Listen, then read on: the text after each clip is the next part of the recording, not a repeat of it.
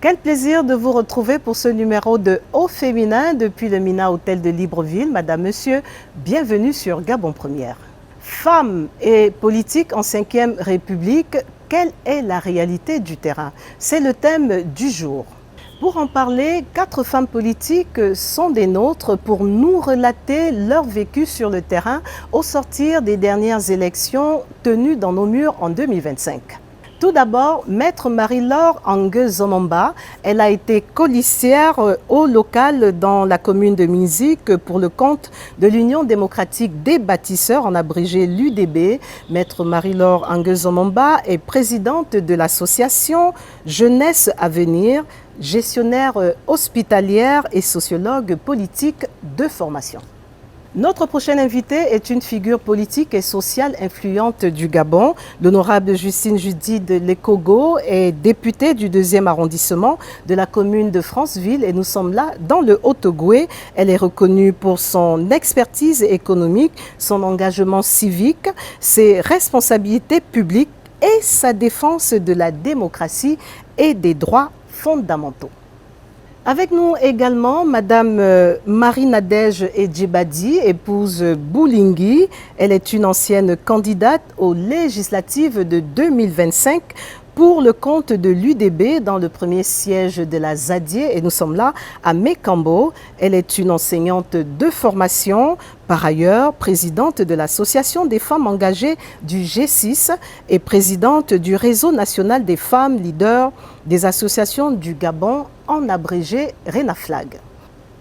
Et puis, la femme aux multiples casquettes est de retour sur ce plateau. Dr Anna-Claudine Ayo Assaï, veuve Mavioga, est présidente du Bloc démocratique chrétien, ancienne 5e vice-présidente du Sénat de la transition et par ailleurs prophétesse. Et voilà pour l'entame. Au féminin, c'est parti sur Gabon Première.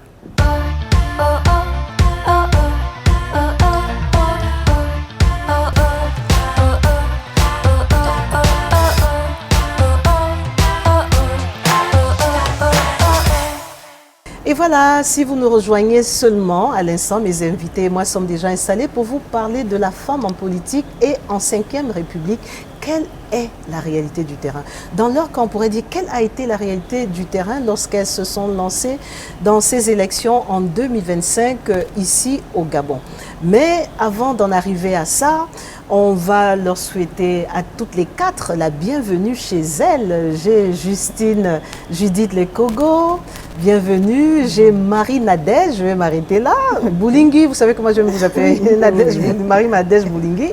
J'ai Marie-Laure Angue-Zomomba. Oui, je voulais que vous le disiez pour voir si, voilà, et bien entendu, Dr Anna-Claudine Ayo, veuve Mavioga, bienvenue chez vous. Merci. Merci pour l'invitation. C'est toujours, moi je peux vous avoir à toutes les émissions, parce que je sais que toutes les thématiques, vous allez y répondre. Mais on va faire je vais poser une seule question à vous toutes, et on va commencer par Marie-Laure. Quoi de neuf depuis la dernière fois que vous êtes passée nous voir? Parce que la dernière fois, vous alliez aux élections. Exact. Rien de bien particulier. On a fini les élections. Bon, j'ai donné ma participation en tant que femme dans ma localité, qui est le département de Lokano, plus précisément dans la commune de Minzik. Donc j'ai été colistière. Je peux dire que j'ai mené mon combat et que la tête de liste qui est aujourd'hui sénateur a pris ses fonctions et je me dis j'ai rempli ma part et il n'y a rien de nouveau politiquement pour moi en tant que jeune. J'observe. Donc vous êtes en mode observatrice. Oui, exact, voilà. J'observe. Bon, Judith Lekogo, la dernière fois vous étiez députée de la transition. Oui, je suis députée. Aujourd'hui, députée nommée. Oui. Élue choisie, vous étiez la première. Oui, j'étais députée nommée, et donc pour accompagner le processus de la transition. Et au sorti de ce processus, vous savez qu'on a eu la nouvelle constitution, il y a eu un référendum qui a été organisé, il y a eu l'élection présidentielle. Et au sorti de là, il était question de passer aux élections législatives parce qu'il faut restaurer les institutions. Donc l'une des deuxièmes institutions, c'était l'Assemblée nationale, le Parlement y compris le Sénat. Et donc aujourd'hui, je suis députée élue, mais quand vous parlez par exemple de la femme, la politique, la réalité du terrain. Non, on va y revenir, hein, nous en sommes. Donc on a été sur le terrain, on est allé, on s'est présenté, on a eu la chance d'être désigné par le parti. Aujourd'hui, je suis députée élue du 2e arrondissement. Ça n'a pas été facile sur le terrain, mais bon. Non, vous allez nous en parler tout à l'heure, on n'en est pas encore là. Je voulais juste dire qu'elle était députée de la transition. Aujourd'hui, elle peut se targuer de dire j'ai été élue. Oui, j'ai été élue. Voilà. J'ai été désignée par mon parti et j'ai été élue au premier tour. Marie-Nadège, vous, aux dernières nouvelles, vous étiez représentante. Vous avez été... Pardon? Candidate. Non, avant d'être candidate, on vous avait nommé... dans le bureau de l'UDB. Voilà, et après candidate. Conseiller stratégique national. Au premier siège de la Zadier. Oui. Et aujourd'hui, on va, je ne sais pas même si j'aime pas trop le terme, ancienne candidate malheureuse. Que s'est-il passé? Que dire? Que s'est-il passé? Je pense que cette réponse pourra arrivé juste tout le long au fil de nos échanges. Au sein de l'UDB, j'avais été nommée conseiller stratégique national et donc je suis conseiller stratégique national et mon parti m'avait désigné pour les élections législatives pour le premier siège de la Zadier et je suis allée sur le terrain. J'ai fait tout ce qu'il fallait pour être sur ce terrain et vraiment le manier. Malheureusement, les élections et les réalités du terrain ont fait en sorte que je ne sois pas élue, mais l'espoir demeure. Alors, docteur Anna Claudine Ayo-Assayi, veuve Mavioga, on peut s'arrêter à quel niveau d'abord? C'est-à-dire, je dois tout dire à chaque fois. Non, on doit tout dire. On doit tout dire parce que c'est vous. Oui, parce que c'est moi. Alors, la dernière fois, il y avait déjà cette casquette de docteur. Peut-être nous rappeler dans quelles conditions docteur, de doit femme à la tête d'un parti. Oui, j'ai beaucoup de casquettes. En effet, je suis docteur en entrepreneuriat social et j'ai pu le faire pendant mon temps au Sénat de la transition. Et c'était une très, très, très belle expérience parce que j'ai quand même été 5e vice-président du Sénat de la transition. Oui, je suis chef de parti politique aussi, présidente du Bloc démocratique chrétien. Et je suis aussi présidente de Gabon pour Jésus. Gabon pour Jésus, c'est une confédération religieuse. Et bien sûr, je suis prophétesse des nations, ayant des églises un peu à l'extérieur en France, au Canada, bien sûr au Gabon. Et nous avons d'autres fédérations qui travaillent avec nous. Alors, vous aurez compris que c'était une petite mise à jour à ce premier tour de table. On va marquer une pause et juste après, nous allons vous parler de ces femmes politiques en 5e République. Quelle a été la réalité du terrain en 2025 ici au Gabon? Courte pause et vous avez vu qu'elles sont déjà prêtes. Et je vais commencer par Anna Claudine parce qu'elle va nous rappeler un peu les acquis. On a parlé de 30%. Ce que nous avons vu pendant les élections, est-ce que ça reflétait les 30%? Ce qui s'en est suivi, est-ce que ça reflète les 30% pour les femmes? Elles vont tout nous dire. À tout de suite.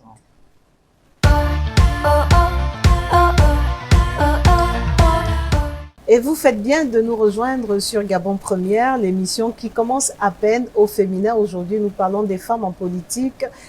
Quelle est la réalité du terrain? On pourrait même dire quelle a été la réalité du terrain pour nos invités du jour en 2025 au cours des différentes élections que nous avons vécues.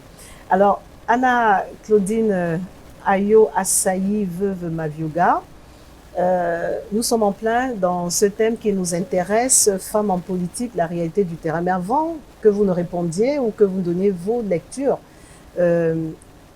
j'aimerais savoir si, parce qu'en amont, on parlait du 30% dédié aux femmes. Oui. Aujourd'hui, est-ce qu'on peut dire mission accomplie au niveau des parlements, voire du gouvernement?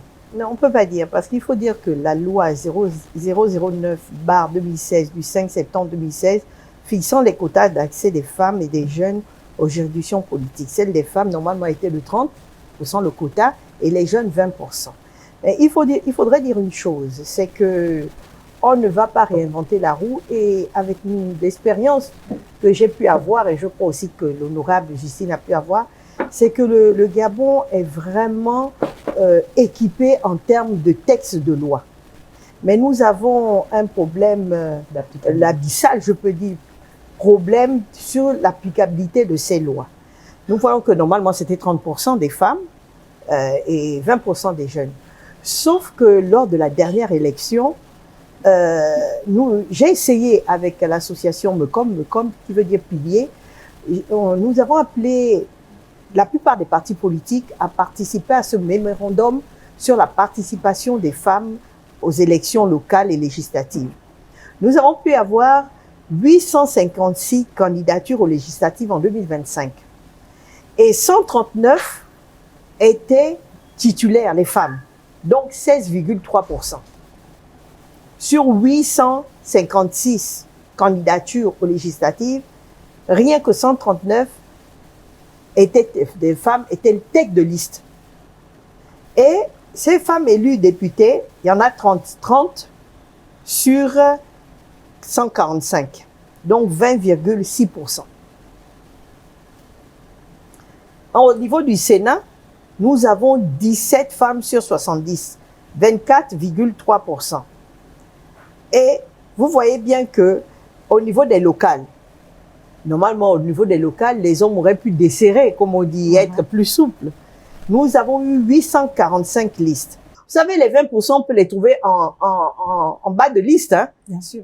On peut les trouver en bas de liste. Et c'est ce que les partis politiques font souvent. Ils ne mettent pas les femmes tête de liste, ils ne mettent pas les femmes parmi les 5 premières personnes sur les listes. Ils les mettent au bas de liste. Et nous savons que le Gabon, ce sont quand même les femmes qui sont les plus nombreuses, à 51%, peut-être même 52%. Nous attendons le prochain recensement de la population. Vous voyez bien que les femmes, et ce sont elles les plus dynamiques en général dans les partis politiques. Nous voyons l'ancien parti politique de PDG, je crois qu'à l'UDB, tout dernièrement, j'ai regardé un peu les sorties. Donc, il y a des femmes. Les femmes sont là. Mais si nous ne respectons pas la loi, les partis politiques, et ceux qui organisent aussi, qui peuvent aussi pouvoir, comme on dit, répréhender ceux-là qui ne respectent pas la loi, ne la respectent pas, nous ne pourrons jamais atteindre les objectifs de 30% au niveau des femmes et de 20%. Mais donc, alors j'ai envie avant que vous ne continuiez, est-ce que ça ne devrait pas se faire en amont? Parce que quand on va aux élections, tout ça, on a eu l'impression que les femmes se complaisaient à ne pas être tête. Je peux me tromper, hein, c'est vous qui étiez sur le terrain, Justine Judith Lekogo. Pourquoi ne l'avoir pas réclamé avant de s'y rendre? Qui doit faire respecter les textes? Parce que si la base, pour emprunter votre langage en politique, ne le décrit pas, les textes sont là. Qu'est-ce qui empêchait de respecter ces 30%-là, Justine? Je voudrais d'abord faire comprendre que quand on parle de cette femme politique, cette femme et la politique sur le terrain, et on parle du terrain, on parle de la réalité, il est essentiel, comment dirais-je, de sortir des discours symboliques et aussi de déclarations de principes. Parce que ces discours symboliques-là montrent bien, comme elle a dit, les textes existent, les principes sont affirmés, mais la réalité ne se mesure pas à l'encre de loi, c'est-à-dire pas le noir sur blanc, le noir sur le blanc d'un bout de papier. Elle se mesure à l'expérience vécue sur le terrain. Elle se mesure par rapport à l'engagement qu'on a. Et la question que vous êtes en train de poser, c'est pour comprendre réellement ce qui se passe, mais ne pensez pas que la femme ne s'exprime pas, elle ne veut pas s'engager, elle ne veut pas être au devant de la scène. Elle est combattue. C'est à cause de ça que je parlais, les textes existent, les principes sont affirmés, les discours sont là, comme elle a dit, mais à un moment donné, quand il s'agit de l'applicabilité, on a du mal à accepter même la femme. Nous sommes des victimes, on est dans les partis politiques, mais on est combattus. Et le plus souvent, même par nos... C'est-à-dire quand vous êtes dans un parti, bien que vous partagez l'idéologie, la même idéologie, parce que le parti politique, c'est une organisation autour d'une idée, d'une vision. Et donc, vous êtes cet ensemble, mais vous n'êtes pas réellement des amis. Vous êtes des ennemis parce que toi, tu vises à être tête des listes. Tu as un homme aussi qui vise à être tête des listes. Tu as une autre femme qui est la copine de ce monsieur. Mais les deux se mettent dans sa cause. Et on dit que souvent, les femmes sont même leurs propres ennemis. Parce que les deux se mettent ensemble et c'est toi qu'on combat parce que tu n'es pas tu n'es pas dans le même bateau que. Donc, les réalités sur le terrain sont plus ou moins difficiles à expliquer parce qu'il y a tellement de paramètres, il y a tellement de choses. Elle vous a fait sortir un point important. Oui, on a demandé aux partis politiques de dénoncer, comment dirais-je, de désigner les femmes pour qu'on ait plus de femmes tête des listes, on ait plus de femmes candidates à la députation. Mais qu'est-ce qui s'est passé? Et qu'est-ce que certains partis politiques ont fait? Au lieu de désigner, on désigne oui, mais après, cette femme ne doit pas être tête des listes, on va créer un problème, elle se retrouve au bas de la liste. On a par exemple une liste de 16, on se retrouve avec des femmes qui sont à la 14e place, 15e, 16e, et les jeunes aussi, on les met au bas de la liste. Et souvent, ce sont ceux qui se disent qu'ils ont les moyens, ils ont de l'argent, ils se mettent en tête.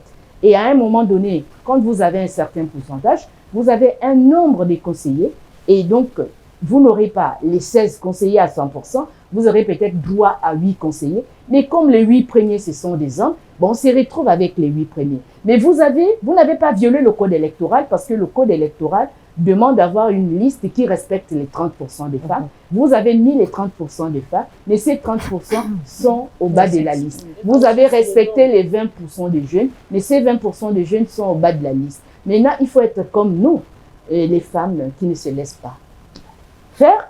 Il faut être comme Justine Judith Lekogo pour s'imposer. Parce que si tu ne t'imposes pas, personne ne viendra t'imposer. Il faut rester, il faut être là. Moi, quand on m'a désigné, on s'est battu pour le poste de candidat de l'UDB qui va être plus ou moins représenté l'UDB au législatif. Et je me suis battue. En quoi faisant? Je me suis imposée. On m'a fait comprendre que non, Judith Lekogo, il paraît que vous n'avez pas assez de popularité au niveau du 2e arrondissement. Vous allez perdre. On préfère prendre cet homme parce qu'il a une expérience, il a les assises. Mais ce qu'on oublie, comme elle a dit, nous les femmes, on se bat beaucoup pour amener les hommes à gagner les élections. Maintenant, c'est notre tour aussi. Et quand c'est notre tour, on a tendance à nous dire que vous n'avez pas d'expérience. Mais si tu n'as pas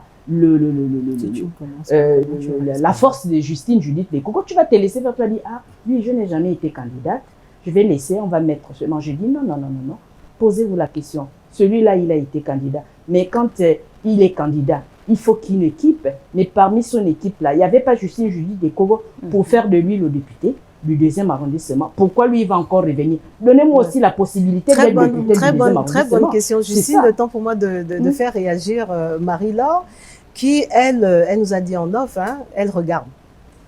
Elle regarde pour avoir vu quoi sur le terrain? Vous savez, Madame Mireille, la politique n'est pas chose facile pour une femme. Il faut avoir un mental assez soudé, déjà avoir des valeurs et des principes que, par moment, il faut observer. Tout dans la vie s'observe. C'est un projet, comme je l'ai dit en amont, j'ai emboîté ce projet d'accompagner mon parti et le terrain a ses réalités. Et dans cette réalité, il y a des mentalités qui ne vont pas changer aujourd'hui, ni demain. Et cette observation-là m'amène aujourd'hui à me dire, j'observe. J'observe, c'est pas que j'ai pas de projet ou je peux encore me lancer, mais je me dis, l'objectif a été atteint. Et en tant que femme, j'ai fait ce qu'une femme doit faire, c'est d'amener le résultat. Mon parti a eu toutes les places qu'elle devait avoir. Et moi, je ne suis ni conseillère, je suis militante de mon parti. Je n'occupe pas un poste. Tout m'amène à observer. Mais où est passé cet engouement? Parce que la dernière fois, vous étiez très excitée, très enjouée. Je vais sur le terrain. Je suis policière, on vous a vu à l'œuvre. Que s'est-il passé au point où aujourd'hui on a l'impression que cette flamme s'est éteinte? De mon Qu'est-ce expérience, que Marie-Laure a vécu sur le terrain? de mon expérience, Madame Mireille, c'est pas facile la politique pour une femme. Il y a les coups bas, il y a des langues assez pendues, il y a ces personnes qui ne veulent pas laisser, ils se disent, bon, vu que mon expérience, je n'ai pas gagné hier, je vais gagner maintenant. Ils vont nous reléguer au second plan, nous les jeunes. Bon, étant donné qu'on a une éducation à préserver, on se met au bord et on observe. On ne rentre pas en politique pour se perdre, on rentre en politique pour gagner. Et je ne veux pas me perdre. J'ai mon identité, j'ai ma personne. Et me lancer dans ce projet. Vous croyez en la vision de votre parti? Oui, oui, je crois. Si j'ai été colistière, c'est que je me suis dit, j'ai un objectif, j'ai ma vision à porter et je me dis, j'ai donné ce que je peux donner à ce moment-là. Et pour l'instant, je ne vois pas ce qui peut m'emmener. Il n'y a aucun engouement. Pour moi, personnellement, je n'ai pas d'engouement. En ce moment, j'ai d'autres projets. Vous observez. J'observe. Ouais. Marie-Nadège Boulingi, vous aussi, vous observez, parce que j'aimerais qu'on dise la réalité du terrain. Nous parlons en parabole, mais c'est comme un enfant va dire, maman, j'ai vu un gongongo. Mais vous nous dites, vous nous décrivez pas c'est qui le gongongo. Ouais. Aujourd'hui, on vous parle, on vous dit candidate malheureuse, mais vous dites c'est pas facile. Pour les non-initiés, on ne comprend pas toujours. Qu'est-ce que ces femmes? Il y a Marie-Laure qui disait en off que la faute aux femmes parce qu'elles ne sont pas assez solidaires. C'est vrai. Ok. Merci encore. Moi, je ne vais pas... Je trouve Marie-Laure un peu défaitiste, mais ça se comprend. Elle est novice en politique. Elle est novice et c'est tout à fait normal pour elle d'être rentrée là-dedans de plein pied avec des organes, et de se retrouver voilà, face à l'adversité. Mais une comme Marie-Nadège et Djebadi, épouse Boulingi, elle a quand même donné sa bosse. Voilà, est déjà... comment dire, elle a déjà un mental d'acier, ce qui fait que, oui, il y a eu je considère cet échec comme étant tout simplement une école encore. C'est-à-dire, j'ai appris quelque chose de nouveau, encore que l'échec, si on voit, lorsque nous rentrerons peut-être dans les coups bas et tout le reste, cet échec, pour moi, a été une sorte de victoire, parce que ça m'a permis de voir les réalités politique du terrain et la fausseté des gens. La fausseté des gens.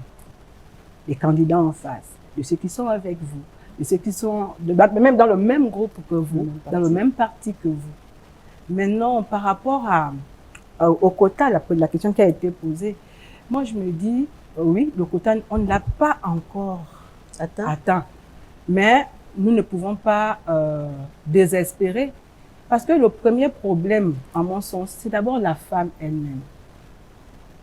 Tant que la femme ne va pas comprendre qu'elle doit s'imposer, que l'homme ne lui donnera jamais la place, mais elle n'aura jamais cette place. Je crois l'avoir dit lorsqu'on s'était retrouvés ici il y a quelques mois en arrière, que tant que la femme ne comprendra pas qu'elle a du potentiel et qu'il faut qu'elle sorte, quels que soient les efforts qu'on pourra mettre, les textes pourront être là. Les textes sont écrits, c'est même d'ailleurs très bien écrit, même s'il y a des choses... Est-ce que la femme y croit? Parce qu'on a l'impression, on nous combat, on. Mais si la femme même n'y croit pas, elle a été habituée à jouer les seconds rôles. Justine le disait tout à l'heure, je suis la copine de celui qui doit, je me complais dans ce rôle-là.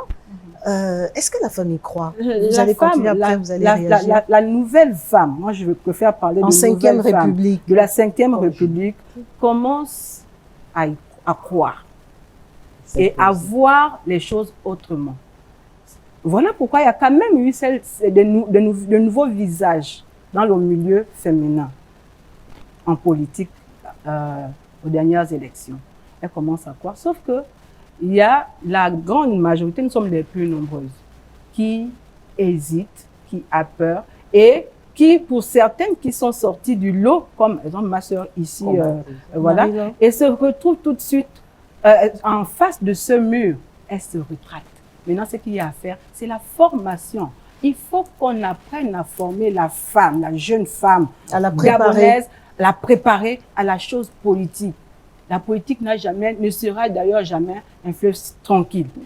Ça a d'abord été conçu, quand on la voit, pour les hommes. Et pourtant, dans notre société traditionnelle, mais les femmes ont toujours joué un rôle prépondérant. Sauf que même cette dernière, on la reléguait toujours au dernier plan. Aujourd'hui, la nouvelle génération de femmes qui se lancent en politique doit déjà chercher à faire ce que on a ici notre grande sœur Ayo. Claudine, elle a commencé. En fait, elle ne s'est pas lancée comme ça. Elle a été forcément moulée quelque part. Peut-être par quelqu'un, peut-être par un mentor. Je ne connais pas trop bien son vécu. Ma mère et voilà. Mon défunt mari. Voilà, et son défunt mari, elle le dit. Moi, je suis sortie, j'ai été d'abord quelque part, dans un parti politique. J'ai commencé très jeune. Cet MP, je le cite. Je ne peux pas me gêner de le dire, j'ai commencé là. Et vous avez été vice-président. Voilà, petit à petit, j'ai appris certaines choses qui me permettront aujourd'hui de voir la politique autrement et comprendre qu'il y a des choses qu'il ne faut pas accepter. Quand il faut dire non, il faut dire. Et qu'est-ce qu'on ne peut pas accepter en politique? Se laisser, par exemple, entraîner à tout vent. C'est refuser que toi, avec toutes les capacités que tu as en tant que femme, on te mette au bas de la liste. Alors qu'on sait très bien que dans cette liste, cette fille est capable d'être devant. Nous avons aussi l'autre problème, excusez-moi, l'autre problème c'est la femme. Quand je disais les femmes elles-mêmes. Mais il y a beaucoup de femmes qui n'ont même pas voulu être sur les listes. Il fallait forcer quasiment. Moi j'ai vécu cela. Où il fallait appeler pour dire débrouillez-vous à nous trouver des femmes. On ne peut pas se débrouiller à trouver des femmes. On ne s'impose pas comme ça en politique. Est-ce à dire, docteur Anna, que la femme n'est pas prête? Bon, moi, parce que dans votre cas, on vous a vu sur le terrain vous êtes sur le terrain depuis un certain nombre de temps, et je vous vois parfois sourire, même la dernière fois, lorsque vous écoutez Marie-Laure et même notre sœur Arès, que je salue, et qui, elle est aujourd'hui en retraite spirituelle parce qu'elle dit qu'il faut qu'elle se remette de tout ce qu'elle a vécu. Est-ce que aujourd'hui, en 5e République, la femme est prête à se lancer en politique? Et si oui, quels sont les rudiments qu'elle devrait avoir? Merci Mireille.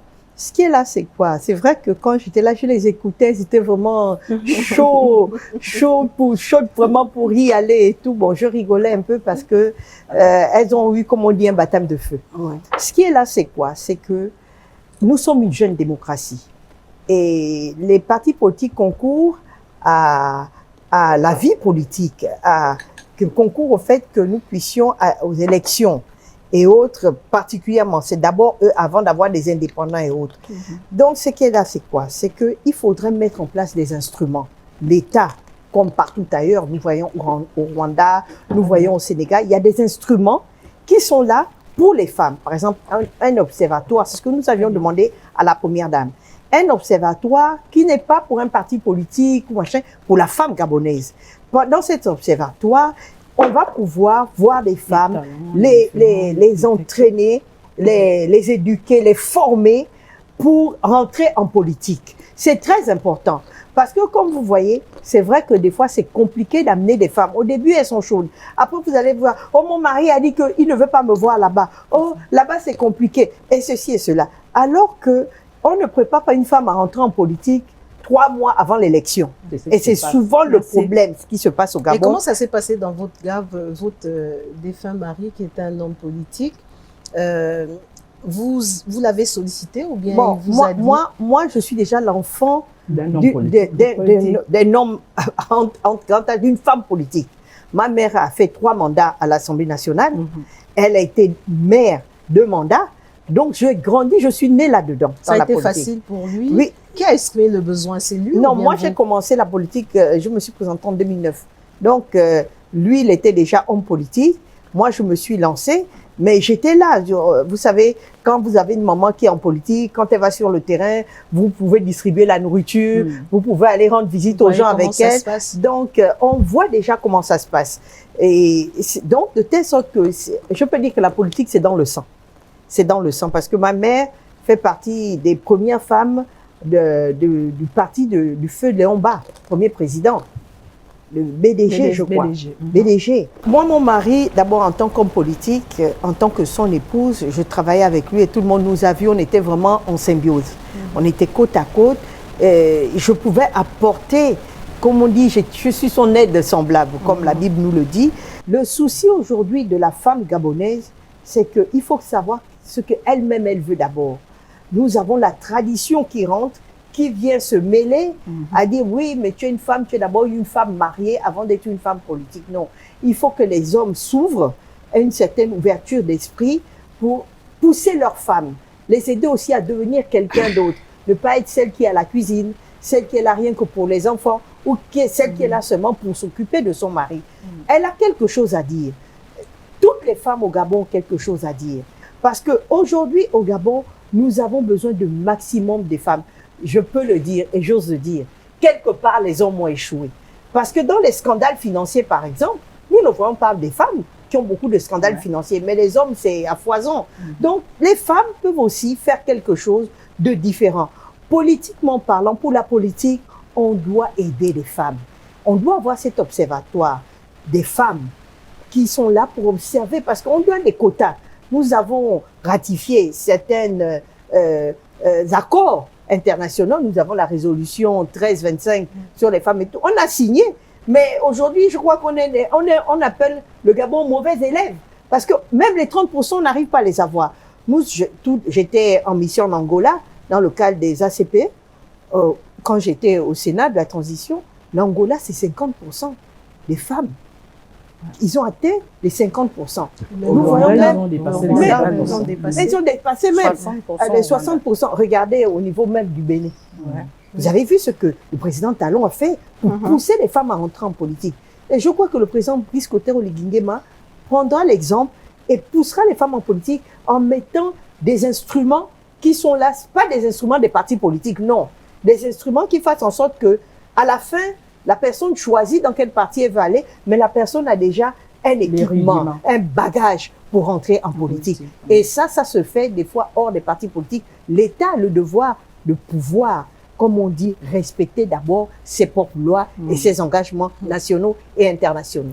Justine, je parlais tout à l'heure, vous étiez députée de la transition, aujourd'hui députée élue par le peuple. Qu'est-ce qui vous a le plus choqué sur le terrain, cette réalité du terrain? Parce que la transition, vous avez été nommée, et là, aller sur le terrain, qu'est-ce qui vous a le plus choqué pendant les élections? Et qui vous a même, oui, pendant les élections, on parle plusieurs choses. Déjà, nous avons aujourd'hui un système qui tolère l'exclusion. Quand une femme joue pleinement son rôle, cette femme devient l'ennemi public. Donc, au sein même de votre parti, vous êtes taxé de celle l'insaisissable quand on n'arrive pas à vous manipuler. Et donc, à partir de là, quand vous allez sur le terrain, mais attendez-vous à l'adversité, que ça soit au sein de votre parti comme elle a eu, et que ça soit à l'extérieur de votre parti. Et même les leaders politiques au sein de votre parti sont prêts, surtout les hommes, à se mettre avec votre adversaire pour vous combattre. Et donc, moi, ce qui m'a choqué, c'était de voir l'hypocrisie, comme elle a dit, où on s'est retrouvé avec des personnes qui étaient dans le même parti que moi, mais qui ne voulaient pas que je sois élue, qui se battaient pour que j'échoue. Parce que, et vous écoutez, deux fois, les gens se retrouvent dans des réunions, ils ne savent pas qu'il y a certains, tu peux avoir un de vos parents qui participe à une réunion. Mais vous écoutez les gens dire, notre objectif aujourd'hui, c'est de barrer la route. Il faut éviter que cette fille-là passe. Si elle est députée, cela voudrait dire qu'elle est forte. Et vous savez, le 2e arrondissement de Franceville, elle est femme politique. Je pense qu'elle a peut-être eu des représentants au 2e arrondissement de Franceville. Le 2e arrondissement de Franceville, c'est le plus grand au niveau de la commune de Franceville. Et quand vous êtes élu au 2e arrondissement de Franceville, vous devenez number one. C'est-à-dire, normalement, vous devriez être même le chef politique de la commune. Mais on ne peut pas accepter que cette jeune femme, qui n'a rien du tout, parce que moi, mes parents, mon père n'a pas été au PDG. il n'a pas un vécu, mais c'était un opposant. C'était un homme politique. Et donc, ce caractère, je l'ai de mon papa. Parce que mon papa me disait, mourir pauvre avec ses convictions, c'est une richesse. Vous écoutez des choses comme, son père n'a jamais travaillé pour le PDG. Elle, comment elle peut avoir un poste? Comment elle peut être députée du 2e arrondissement? Mais la chance que vous avez, c'est que si vous êtes de la même localité, vous avez votre famille. Parce qu'au 2e arrondissement, ce sont mes parents, on a de la famille, et là, ça a aidé. Malgré l'adversité, j'avais mes parents paternels, mes parents maternels, qui étaient du 2e arrondissement. Ce sont eux qui ont créé le 2e arrondissement. Donc, j'avais pas de problème. Et quand j'arrivais quelque part, je disais, je suis l'enfant des tels. Il faut connaître, parce que ça sert à rien d'aller en politique alors que personne ne vous connaît. Et il y a certains qui amenaient des jeunes femmes ou des hommes qui vont dire, oui, mais on est au quartier ici depuis 1998, ceci, c'est là. Moi, je sais seulement que la personne, je connais déjà parce que j'ai grandi au 2e arrondissement. Je suis née là. Et quand je commence à citer, parce que, vous savez, que ça se passe même à OIM, hein, quand vous arrivez, vous essayez de parler de vos origines. Et c'est à partir de là que j'ai pu avoir la force, parce que j'avais de la famille au 2e arrondissement de Paris-Côte, et j'avais de la famille à Franceville. Tu as développé une stratégie. J'ai développé une stratégie. Et comme j'ai grandi, je suis née là, je savais que tel quartier, c'est tel monsieur qui était là. Et ma grand-mère m'avait déjà dit, ça c'est notre parent du côté de Youa, ça c'est notre parent du côté d'Otala, ça c'est du côté d'Omoy, ça c'est tel côté. Donc j'avais une visibilité sur tel quartier, ce sont les gens de tel village, tel quartier, ce sont les gens qui reviennent de tel village. Et quand j'arrivais, je donnais seulement le nom, par exemple, d'un parent. Et dans le plus choquant, on retient l'hypocrisie. L'hypocrisie, parce que j'ai mis la stratégie que j'ai mis en place, c'est que les représentants des bureaux de vote, parce que vous savez, l'élection... Mais avant de parler de stratégie, puisqu'on parle des réalités du terrain, nous sommes en 5e République. Quand j'entends ce genre de retour ou de vécu, pour moi, je pensais que c'était resté en 5e République, non, en 4e République. Non, je vais dire que j'aimerais connaître un peu la cartographie ou bien le portrait robot de ces personnes. On parlait en off que lors de la transition, on a vu émerger de nouvelles figures, avec une liberté de ton, une manière de dire autrement les choses qu'avant. Et là, nous sommes estomaqués de voir qu'on a l'impression qu'on a transporté les mêmes vieilles habitudes en 5e République. Je me dis que si on le ressent, c'est parce que nous-mêmes aussi, on n'arrive pas à s'extérioriser. On n'arrive pas à s'imposer. Si on ne veut pas des mêmes vieilles habitudes, il va falloir qu'on s'assume. Pas parce qu'on appartient à un parti politique qu'on va laisser les choses continuer à se faire. Quand on est dans un parti politique ou quand on soutient un homme, et un homme, ça dit comme par exemple le chef de l'État, quand vous voyez qu'autour du chef de l'État, certains sont en train de le désorienter parce que lui, il nous a partagé sa vision, il a mis en place un projet de société, mais quand on regarde certains à qui il fait confiance, ne sont pas plus ou moins en phase. C'est comme s'ils n'avaient pas compris la vision du chef de l'État. J'aimerais qu'on arrête de répéter ce qui s'est passé, ce qu'on a condamné. Parce que quand vous avez eu à condamner quelque chose, prenez la peine. Il faut prêcher par l'exemple. Prenez la peine d'aider la personne qui vous a donné l'opportunité d'être au devant de la scène. Moi, aujourd'hui, je suis députée. Nous sommes à l'ère des réseaux. Elle m'a parlé de la loi 2005 oui, 2016. Sur le statut général de la fonction publique. Et j'avais quelques rudiments, mais je n'étais pas au fond. Je suis allée m'appréhender, je suis allée lire cette loi. Et qu'est-ce que je suis en train de faire? Je suis en train de préparer un document pour sensibiliser les fonctionnaires, faire comprendre aux fonctionnaires que nous avons un statut général. C'est bien beau de réclamer nos droits, de demander tel acquis, mais il faut connaître qu'on ne mérite ça que si on a pu atteindre tel objectif. On vous appelle pour vous dire, oh mais vous savez, vous soutenez le chef d'État. Je dis, mais écoutez, je soutiens le chef de l'État, mais vous avez violé la loi. Et je dois montrer au chef de l'État que vous avez violé la loi. Voilà, parce qu'on n'est pas là pour dire au chef de l'État ce qu'il veut entendre. Et on va laisser les choses se faire parce qu'il vous a désigné. Il a fait de vous un ministre. Si vous êtes un ministre, vous devez être l'exemple. Vous devez être un fusible pour le chef de l'État. Revenons à la réalité du terrain. Femme en politique en 5e République. Marie-Laure est traumatisée, elle est en observation. Il y a Marie Nadège qui dit qu'elle elle est déjà immunisée. Et on a l'une des doyennes qui en rit aujourd'hui. La réalité du terrain, est-ce que ça vous étonne? Je voulais quand même souligner quelque chose, Madame Mireille. Si je dis je suis en observation, c'est pas que j'ai jeté l'étoffe. Non, pas du tout. Les gens m'ont bel et bien vu en campagne. J'ai suscité déjà cette force-là. Je peux dire j'ai des fans. Ça rentre dans votre CV? Ça rentre dans mon CV. Mais je me dis, la politique, on peut la faire autrement. Moi, je ne fais pas la politique parce que je dois suivre X ou Y. J'ai ma propre manière de faire. J'ai un projet. Je me lance en politique parce que j'ai un projet. Je ne me lance pas en politique parce que je dois marcher derrière X et Y. Ça ne rentre pas dans mes cordes. Et là, je me dis, le chef de l'État, il nous regarde. Je souhaiterais qu'on fasse une assise des jeunes. Parce qu'on a acquis une expérience, aller combattre l'électorat, aller présenter les candidats qu'il a lui-même il a choisi.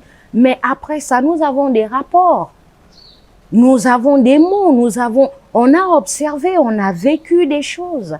On ne va pas nous laisser comme ça et dire que bon, la page, elle est tournée, on a un député, on a un sénateur, on a un maire, mais notre expérience, on aimerait bien voir parler à notre président qui a suscité en nous ce Gabon nouveau que nous vivons aujourd'hui. Parce que quand on parle de la 5e République, la 5e République naît de la vision d'un homme qui est son Excellence Brice Clotaire Oligui Nguema. C'est pour cela que je me dis, j'observe. Mon mot de fin, ce n'est pas un mot de fin, je me dis, j'observe, je rédige, peu importe, et je vais le souligner, que Madame Mireille, c'est pas facile pour les jeunes. Pourquoi? Parce que nos dévanciers, qui ne veulent pas quitter, ils ne peuvent pas comprendre que nous, on a un potentiel, on a une manière de fonctionner.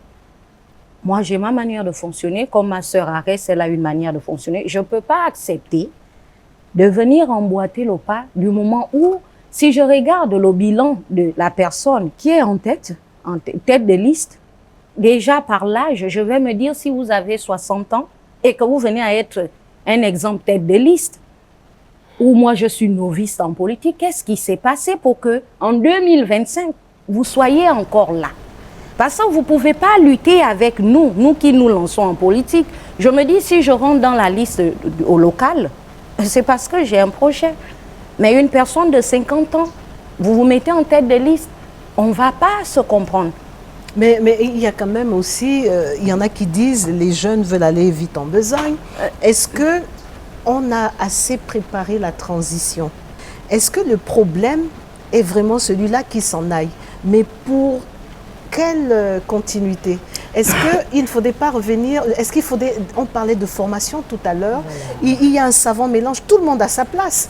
Aujourd'hui, on a des jeunes filles qui sont meurtries et qui devraient faire ces assises-là pour que chacun s'exprime. Oui, Mireille, c'est ça le problème. C'est là où le bas blesse, comme on dit. Le souci, c'est que les jeunes ne sont pas formés en politique. C'est pour ça, souvent, ils sont heurtés lorsqu'il y a une situation, il y a un souci. Vous voyez, on peut dire tout ce qu'on peut dire, mais le parti, le PDG, il y avait comment on dit ça, des étapes. Ah oui, je n'ai jamais été membre du PDG, mais ma mère fait partie des premiers membres du PDG. Nous avons quasiment tous un parent qui a été au PDG. Tout le monde était là-bas. Oui. C'était le parti État. Oui, mais il y avait des formations qui se faisaient. Ils ont des formations qui se font. Nous, les partis qui viennent après le PDG, souvent quand on vient, on a la fougue, on veut changer les choses, mais nous ne sommes pas formés des fois. C'est ça aussi qui fait en sorte que quand on vient dans un parti politique, on ne vient pas imposer sa vision. Non, je suis pas d'accord. en On tant que chef adhère. de parti. On adhère à une et vision. on rajoute un plus à la vision de celui qui est à la tête. On apporte son soutien, on apporte sa pierre à l'édifice pour que on atteigne des objectifs. Les jeunes ne font pas bien leur classe au Gabon. Ils critiquent. Je suis désolée de le dire. Être en politique, Ils veulent être en politique avec, ils ont leur fougue, ils ont leur énergie, mais cette énergie doit être canalisée. Et être canalisée, c'est mettre en place des structures, des instruments pour la jeunesse, pour qu'elle s'intéresse à la politique et qu'elle soit formée. Le rôle d'un parti politique, c'est de former sa jeunesse, mais nous pouvons aussi, au niveau de l'État, au niveau de l'exécutif, mettre des organes en place pour que les jeunes soient formés en politique. Parce que les jeunes, c'est vrai, ils veulent travailler, on les utilise, ils se plaignent. Mais souvent, ils ne sont pas bien formés aussi. Ils ne sont pas outillés. Voilà, ils sont on pas croirait outillés. le mot de fin, mais ce n'en est pas un, parce Voilà. que on va y aller. Le temps passe très vite. Oui. On va marquer une courte pause et lorsqu'on reviendra, chacune aura environ Le une terrain. minute pour donner des conseils pratiques en vous référant au thème qui nous réunit aujourd'hui. Femmes et politique en 5e République, quelle est la réalité du terrain? Dans le cas de mes invités, elles ont quasiment été toutes sur le terrain en 2025 ici au Gabon. Elles ont vécu des choses que peut-être qu'elles n'arrivent pas à décliner sur ce plateau. Alors, nous marquons cette pause et vous donnerons quelques conseils pratiques, surtout à vous les femmes qui n'osez pas. Comment faire pour que en 2032, il y ait plus de femmes? Et voilà, place aux conseils pratiques et on va commencer par celle qui a très peu parlé, Marie-Nadège Boulingui. Vos conseils pratiques. Comme conseil pratique concernant le terrain, il faut juste comprendre que le terrain d'abord n'est pas une chose aisée et savoir pourquoi, premièrement, on se lance en politique. Dès lors qu'on a cerné pourquoi nous nous sommes lancés, qu'est-ce que nous nous attendons, quelles sont nos attentes, en principe, le terrain ne vient que rendre plus accessible ce que vous voulez vendre comme projet. On va sur le terrain, pourquoi? C'est parce que nous avons des idées à promouvoir.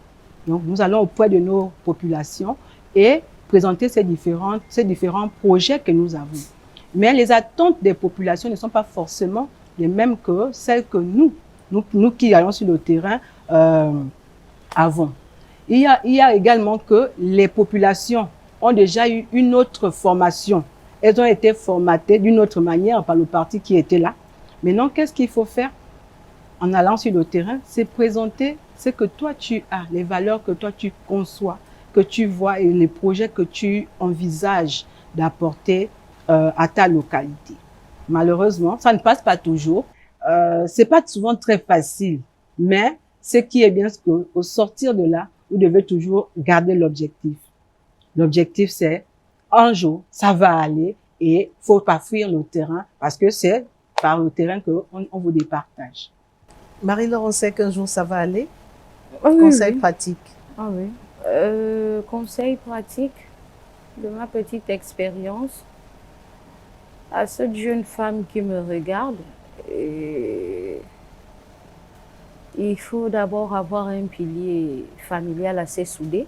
Parce que la politique, tu n'as pas une famille soudée.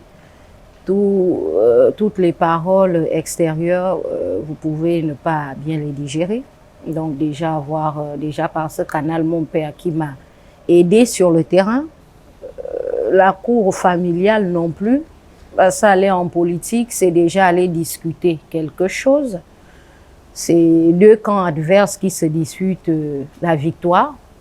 Donc déjà, savoir que ce soit les coups, que ce soit des coups, que ce soit des mauvaises paroles en politique, c'est pas chose facile. C'est une leçon et c'est une expérience. Et la prochaine fois, je me dis, je sais ce que c'est, je sais comment ça fonctionne et je sais comment m'aménager aux jours à venir. Et ça m'a permis de nouer des liens avec ma ville qui est Mindik, de voir cette communauté-là dans toute sa diversité.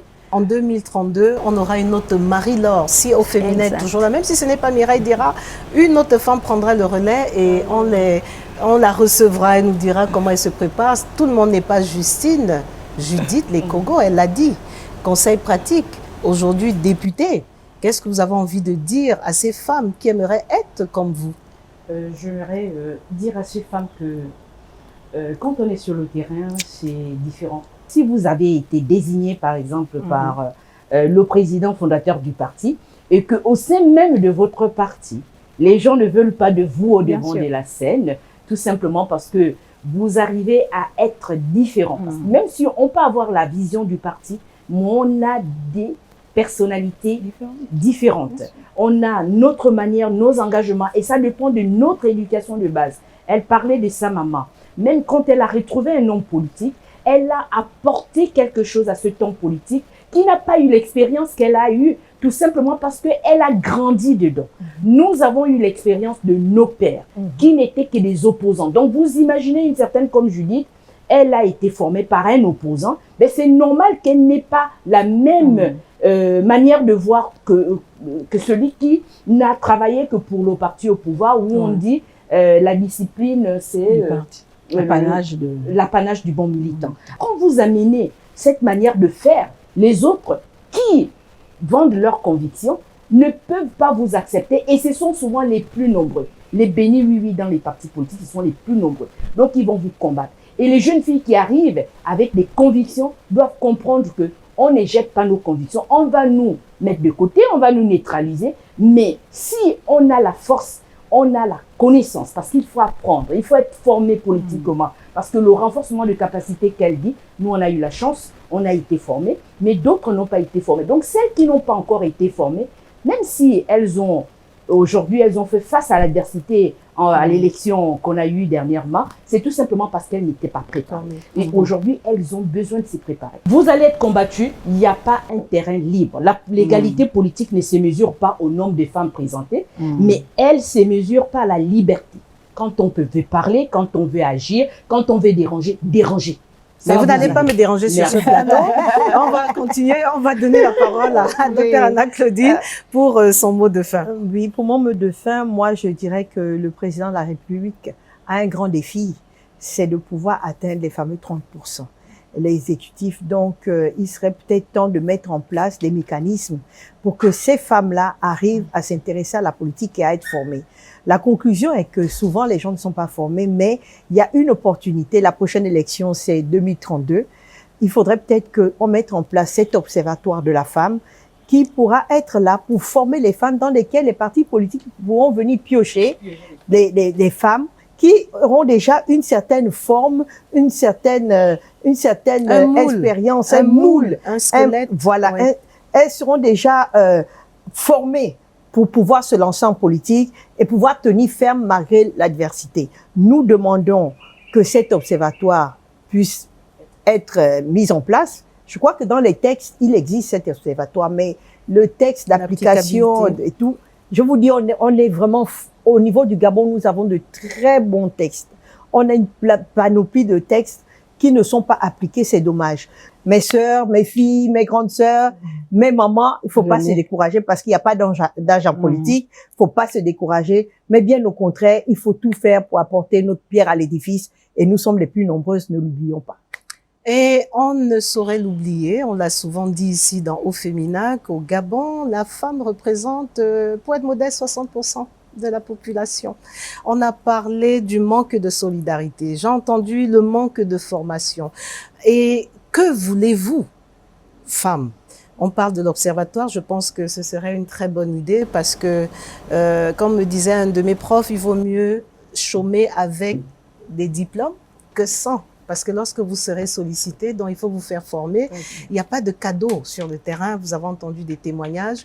Et on espère que d'ici à 2032, les femmes vont s'intéresser à la politique. Elles vont y aller par conviction, non pas par suivisme. Et qu'elles vont garder leurs valeurs intrinsèques. Parce qu'on peut faire les choses autrement. Voilà, merci à vous, mesdames. Justine l'honorable. Madame l'honorable. Merci, c'est toujours un plaisir de vous avoir. Oui, on l'a compris, avec plus de 50%. Hein. Et voilà, Marie-Nadège Boulingui, gardez le sourire, vous ne démordez pas, vous continuez, à force de forgeron devient forgeron. Marie-Laure, elle nous a rassuré qu'elle observe, mais elle n'est pas partie. Voilà, et l'expérience a parlé à la fin. Docteur Anna-Claudine, vous revenez quand vous voulez et on va vous suivre. Et voilà, c'est tout pour aujourd'hui. Nous parlions aujourd'hui des femmes politiques en 5e République au Gabon. Quelle a été leur réalité du terrain?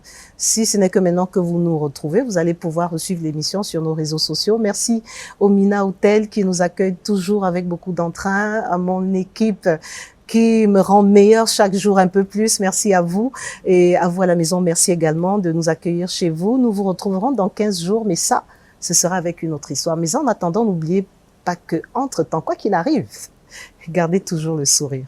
Au revoir.